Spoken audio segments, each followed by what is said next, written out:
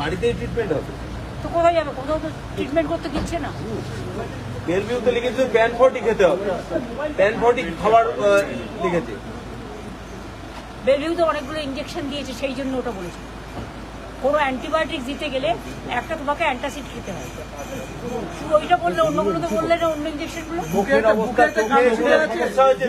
হ্যাঁ, চোখের সমস্যা আছে, চোখে ইমিডিয়েট দেখাতে হবে। বুকে একটা কালশিটে দাগের কথা বলা হয়েছে। শুধু বুকে নয়, বুকের চারিপাশে, চোখের এখানে, সারা শরীরে, কাঁধে থেকে শুরু করে চারিদিকে। এটা ডক্টর রিপোর্ট আমার কাছে আছে। দিদি এর পরে কি হবে, মানে করবে পরবর্তী পদক্ষেপ কি হবে? পরবর্তী পদক্ষেপ আমরা জানাবো। আমাদের কালকে later sit together and then.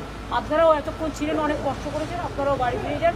Doctor রেখে গেলাম আমি, এবং আইসিসিউর একজনকে আমরা ডেকে এনেছি, আসছে এক্ষুনি।